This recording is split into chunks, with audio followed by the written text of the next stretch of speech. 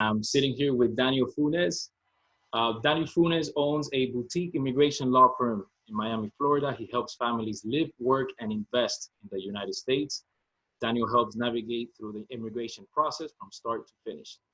So, Dan, how has the quarantine affected your business right now? Hey Mario, how you doing? First of all, look at where we're at. Just speaking over Zoom. I think we were scheduled for a one-on-one yesterday to have coffee yesterday, Yeah, but under the new conditions, we'll take our coffee over Zoom. So that shows you exactly how everything is changing. yep, Um, Immigration specific. I think USCIS, um, USCIS, who's part of the Department of Homeland Security, I call it like the broke IRS. I call it the broke IRS because it's just as big of an agency as the IRS. It's one of the biggest agencies in the federal government. It's an administrative agency, but the difference is that instead of the IRS that handles everyone's taxes and money, the USCIS unfortunately handles immigrants. So everything that would give priority, that should give priority, they don't, because it's kind of like an agency that's almost an afterthought. So because of that, you can tell the reaction time to things like this. You can tell the type of priority they're giving the agency. Um, until 3 days ago, on Tuesday the 17th, off federal buildings, field offices were still open. I had to attend a interview with the client on the 17th with a waiting room full of like 50 or 60 people, which we know is not ideal under these circumstances. Um, but finally, they closed. So they've closed the immigration courts unless it's for clients who are detained, and they've closed all most field offices in the United States unless it's an emergency, and they've closed most foreign consulates abroad. So, long story short, USCIS has come to a standstill. yeah. So these families that these families that are here pending approvals, pending all of that, what happens to them? Yeah, good question. Things are becoming like they're dripping information, but most of the people should get expect to wait. Um, Unfortunately, USCIS again is these some of these processes are long. I have clients who've been in some sort of process for years. Um, so all those processes are expected to be delayed. Um, as of now, they had said they're going to open again April 1st, which may be a April Fool's joke because I don't think they're going to be open on April 1st. That's only 10 days away. I think they're going to be closed rather for a little bit longer. Um, the cases that were postponed, I am guessing they're going to reschedule them. Uh, but the good thing is that some of the processing offices for USCIS are going to be are open. So I'm guessing USCIS must have some remote work program, and they'll be doing you know processing the way they do it remotely. I'm not exactly sure what the inner workings of that is, but almost everything to the public is closed. Um, I got a call yesterday. Someone, we handle all types of clients. I'm an immigrant myself, so I feel very close to the immigrant community. Some people are doing employment visas. Other people, maybe they are undocumented.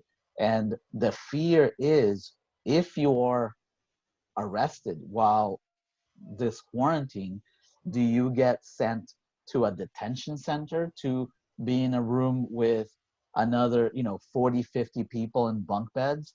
And what kind of you know uh, precautions is USCIS taking? There's still um, you know some immigrant children that are being held. So it becomes quickly an issue for the entire immigrant population, whether they're coming with an investment visa, they're going to be delayed, or whether they're coming with they're already here in some kind of status or without status, right? It's a big problem. Yeah. So, I mean, even these people that are on the verge of being approved, or at least their applications being reviewed, Yeah. are there any exceptions being done to them or given to them? So there's no exceptions given to them. What we know is that um, for those people that are waiting, they will have to continue waiting. Usually the people that I'm trying to talk to are the people who maybe they didn't make their mind up on requesting a family member. Maybe they have a spouse abroad that they're still trying to bring to the US. And many people are stopping, right? They're like, okay, let me wait to see what happens. Yeah. I think this is the time to tell those people, you know what, now is the time to prepare, to start gathering documents, to maybe filling out forms. We are making exceptions to the point that we are willing to take very small deposits to at least incentivize people to start the process. Yeah. Because once the courts are open, once the processing offices are open, we expect a mad rush of people trying to apply at the same time, which will cause even greater delays. So might as well be ready. So when the pandemic's gone, they're in a good position. They're ahead of the curve in trying to apply for their family. Funny enough, we're actually I'm actually telling my clients the exact same thing, right? So yeah, when these rates dropped, they didn't affect the fixed interest rate mortgages, right? okay, These rates affect more the short-term variable rates, like when banks lend to each other, for example. sure, That particular rate is the one that's at zero, right? So it affects the short-term variable interest rates. However, in clients' minds, the fixed mortgage rates dropped. So we literally got a frenzy of applications in, to the point where banks stopped accepting applications. Some banks, right now, they're still doing it. They're canceling locks. They're not taking in more applications because wow, it's been overwhelming. So the fixed interest rates are actually affected by supply and demand. There's an index, right, that drives them, sure. but it's a lot to do with supply and demand. What happens is that in the supply and demand, the demand being so high now, it actually drove the rates up, right? So you have a So market what's a where, good rate? Like, what should, for example, my clients, my friends, if they know their rate,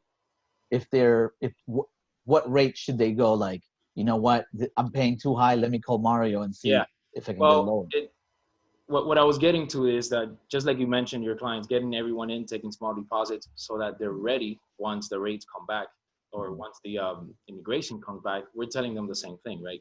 Yeah. So right now in the short term, the rates actually went up. Wow. So, Okay. we've been in the low threes for FHA and the mid threes for conventional for a while. What happens is when these rates went up to 3.8, 4%, 4.2, the perception is, right, it's like, well, where's my 0%? Where's my, right? And those rates Yeah. actually don't exist anymore, the threes and the twos. So we're telling our clients the exact same thing. We need to take their applications, put them into underwriting, get their approvals. Well, we're going through the whole process, but we're not locking in their interest rate. Interesting. Right. So we're essentially setting them up with the same strategy as you are, where we put them through the entire process, but we don't lock in their interest rates until maybe 2 weeks from now, 3 weeks from now, where the rates come back down from like the mid fours to 3% again.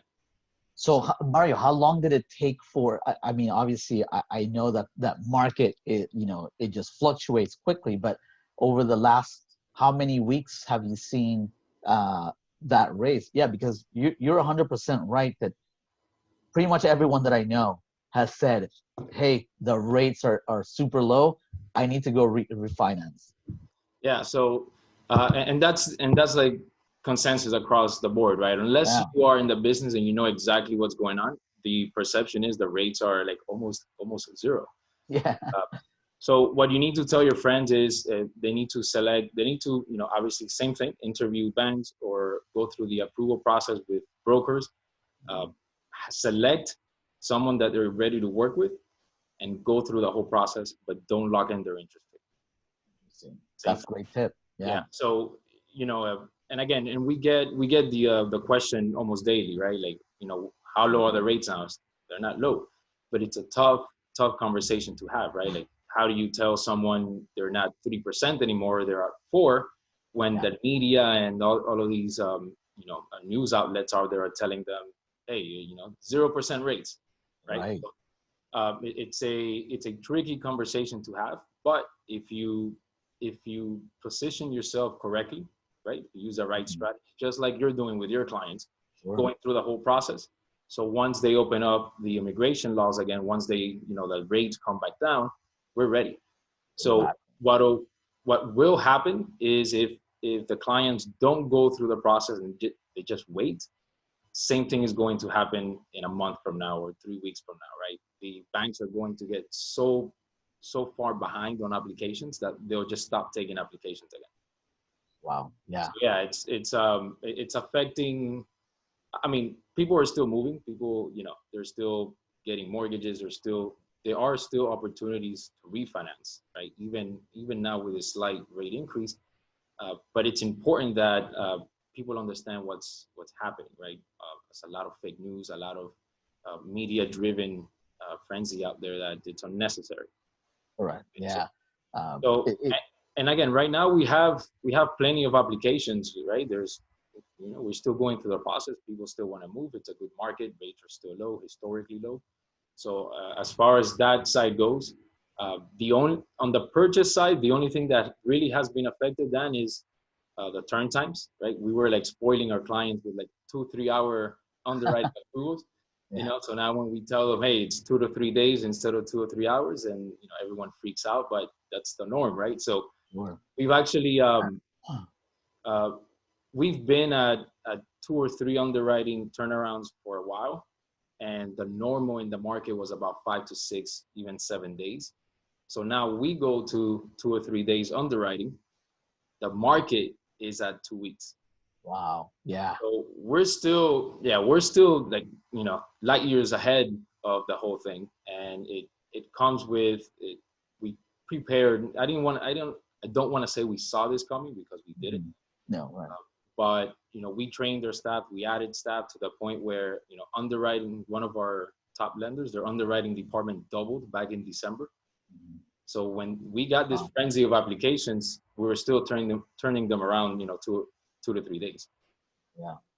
So we're seeing a lot of that, but again, it's just, educating the clients, letting them know what's happening in terms of interest rates, in terms of market volatility and turnaround times and so forth. I think as long as you set the proper expectations, I think it's been good so far. Yeah, and I think that's something that's gonna improve because of this, like the pandemic and the crisis. Being educated on subject, or you as obviously you're an expert in your industry. I have vast experience in my industry. Is creating and educating your, not only your specific clients, but your client base, right? I think that's going to become more important. People have figured out pretty quickly when this happened that media, and maybe now through WhatsApp and Facebook and Instagram, there's so many, pardon the expression, but the fake news, and you really don't know who to trust. And I know that my clients have trusted me with their families, and this immigration process that is going to completely change their life. And I think it's great what we're doing, and it was forced a little bit because of the pandemic to do it, but going forward is something that we have to go, like, if they look at me as an expert, and I know you from our networking circles, and I know that you're someone trustworthy, your business is a stable, trustworthy business. It's great to share this information, because maybe my client trusts me, but they don't know a mortgage specialist, right? And I think these networking of education is so essential, just to share to our groups more, solid information from people that we trust. So it's one of those things that come out of a crisis, Yeah. but that can be pushed, keep pushing forward. I think that's important. Let me um let me ask you, as far as like outlook and things like that, Yeah, how do you see the market going forward in, well, I don't know if the right word is the market, but how do you see right. the immigration sector going forward? Yeah. Um, it is tricky because there's been so many changes. Immigration has been an industry that has been changing very quickly to new regulations, to new. It's partly, or a big part of it, political, right? Um, February 24th, before this whole pandemic started, there was already a big change of the public charge laws. Um, the U.S. government wants to make sure that um, immigrants that are coming are not going to become a public charge to the government.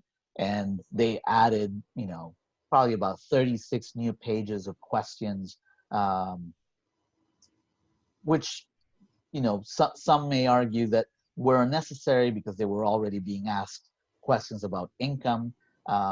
Some people will obviously say the opposite, that are completely necessary to make sure that they don't become, on food stamps or anything like that. So because the industry is changing so quickly, I'm curious, as well as others, to see how they're going to provide funds to hire more agents, to maybe handle this rush in petitions, or work staff over hours to make sure that everyone gets their court date, or the petition seen. Um, so I always try to stay, positive and optimistic, which is kind of hard at times, especially in immigration. But I think the best thing, again, is back to educating the public, making sure that we, if they hire me or other attorney, that they hire someone who is specialized in immigration, that they hire an attorney. Here in South Florida, many people wind up hiring notarios, which are attorneys in other countries who come to the U.S. and say, "Hey, we can help you process this." I think now's not the time to kind of deal with those immigration preparers, um, because you want to make sure that everything is filed correctly, filed timely, and this too shall pass. I'm taking that into to heart right now, and I'm How do talking you to see anyone who how do wants to you need see help. that in comparison, right, to how the process was before the process of becoming a legal citizen or Yeah, resident of the United States? How do you compare before and, I guess, during, right? Because we don't know the after yet, but right. how do you Yeah, compare that before to how it's like now? yeah. So I mean, fortunately, we I my relatively young guy, so I embrace technology. My company, um, we were already prepared with many online platforms and clouds and digital signatures, which in lawyers are very traditional folks, right? And a lot of them haven't embraced digital signatures, or virtual assistants or virtual clouds for uploading documents. So because we were ready during the crisis, it hasn't changed that much, except that we are only making, signatures. Will probably accept them, depends on how it goes, either by appointment only, and they just come in and sign, or in the mail. Those changes have to happen. USCIS only accepts ink signatures, even in 2020. But those differences are obvious. We're doing phone consultations instead of personal consultations, but our process was already streamlined. USCIS side, as of today, they are still maintaining processing offices open. So what's closed are the interviews, what's closed are the court dates, that kind of thing, those types of face-to-face, but the processing are still open. I would imagine that they might get, that they are delayed. So if yeah. I need to apply for immigration at this moment in time, I could only be interviewed with you, essentially. Right? Yeah. Nothing else could be done at this point. Well, we do the consultation. We absolutely fill out. We pretty much can do A to Z right now. We're still doing petitions. All the forms are filled digitally. All the evidence, if they can scan it or take pictures, we can upload to our cloud. So me and my staff can review all their documents. And then we would probably make a consultation for you just to come to sign, or print the documents, the signature pages, sign and send it to us. But we are still doing petitions as if it was normal. We're trying to get those people who have been right on the border and maybe don't want to make a decision. You know what? Now is the time, because if you sit and wait, those petitions might take a lot longer, because there's a lot of people sitting and waiting to see what happens. We don't mind helping the community now to ensure that they will continue filing those petitions. And we're doing all kinds of payment plans that before maybe weren't preferred, but under the circumstances, we understand that people want to try and save their money, because they don't know exactly when the next paycheck, or if they're going to get laid off. We are telling all those folks, you know what, don't worry about it. Pay us a small deposit. We'll put you on a payment plan. The important thing is to get the wheels rolling on your petition. Yeah, actually, on our end, one of the things that stopped was the market for what we call non-QM lenders, right? These are like, what's non-QM? Non-QM is things like foreign national loans, for example. Okay. Things like 12-month bank statements programs, stated income programs, things like that. Most of those lenders right now, they stopped, right? So they're not underwriting any more loans for those type of loans, for non-QM. Okay. The reason being, it's everything that's going on with the market. At Wall Street, those hedge funds are not buying those loans off of the banks. So they're literally running out of money.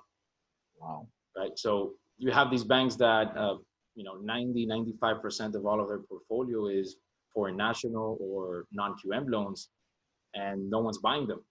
So they'll close a loan, they'll fund it, and then they can't get reimbursed for it. They can't sell them off to the hedge funds like that. So they're just not doing it. So yeah, not doing it. We've been getting emails, texts, and phone calls from our lenders that do these type of loans that they just told us we're not doing these for the time being. Wow. Any loans that we have, obviously in the pipeline that we've locked in the rate underwriting and all of that, they're going to honor it as of right now. Right. So any loans that we put in, anyone that's locked, we're good. But anything new, we can't do. There's no one to do the loans. Yeah. Mario, and obviously in South Florida, being a heavily immigrant community, big immigrant community, how common are those loans for regularly? Not now, but before. Yeah, man, they're pretty regular. These loans are very, very common for like small business owners, for example, right? People that produce and sell a lot of product, but they have a lot of expenses. So, on their tax returns, they'll show a gross income of, triple six digits, but then on their net income is almost nothing, right? So you have a lot of those small businesses that rely on these type of loans to, for real estate, to buy investment properties, to buy their primary residence, etc. Right? So there's a big market out there for these type of loans, and as of right now, that banks are just not doing them. Understandably so. If they can't, they can't sell the paper to anyone else who, Yeah. There's only so much risk that they can take yeah, before. or there's only so much money that they have that Right. Also. were able to fund on these loans and sell them off, But I think it's temporary. The Yeah. market crash back in '07, '08 was far worse, and Mhm. same reaction, right? Those lenders back then, they stopped doing the loans because no one was buying those loans, but then they came back, you know. Obviously, the hole of which to climb out of was much deeper back then. Hopefully, Yeah. I don't foresee anything that extreme happening here. Uh, but it is, it's the same reaction, right? That Yeah. market is kind of crashing, so they pull the loans out and they're not funding them. So yeah, no, it's a big market, man, and hopefully it doesn't hurt us too much. Mhm. Hopefully it's temporary, but it is concerning for sure. Yeah. So what do you recommend for someone who, um, maybe purchased their home a year ago or fairly recent? Um, they have not a high interest rate, but they've been hearing like what we mentioned before. Oh, the rates are coming down because the Fed rate's zero. So what's your recommendation for a family like that? Well, it depends what the rates are at, right? It Yeah. depends what you qualify for and so forth. But if they're like in the fours, I would say go through the process. Same thing we mentioned before. Mhm. Get into underwriting, get it approved, order the appraisals, get the application ready and underwritten so that once the rates do, I guess if you want to say normalize again, then all they have to do is log in the rate and go sign for the new loan, right? So definitely you can't wait until those rates happen because Yeah. the demand for them, it's going to be too much. Definitely same thing as you're doing, right? Oh, Just go through the whole process and get it ready. And it does depend on the type of interest rate they have, right? And obviously the type of loans and so forth. But if it has to be one of these non-QM loans, unfortunately, they're going to have to wait for them oh, to yeah. come back on the market. And do you think that the non-QM will be come back at maybe the same rate as rates normalize? Maybe the rates will normalize first and then non-QM is coming back. Yeah, Do you see that coming back at what not point? not immediately. Yeah. Those lenders will have a huge portfolio to sell off. Mhm. So then, so it'll take a few months after Right. everything normalizes for those loans to come back, Interesting. right? Yeah. It could be, let's say, everything normalizes by the end of March. I'd say, June, July, something like that. Then the non-QM loans would be able to come back, right? So once they sell off all of those portfolios that they have, all of the loans closed, et cetera, then they'll be able to come back and open up again. Okay. Interesting. Yeah, man. So, Dan, I think we're been on here for about 30, 40 minutes or so. Thank you, man, for Hey, getting on time the call. flies. Yeah, man, I appreciate it. Do this Absolutely again appreciate it. sometime next week. I think you have a lot of good information for our community. Absolutely. As well as being immigrants down here, I think you bring a lot of value to that. So I appreciate it, man. Thank you. Absolutely. Thank you, Mario. You got it, man. Bye. All right. Take care. Bye.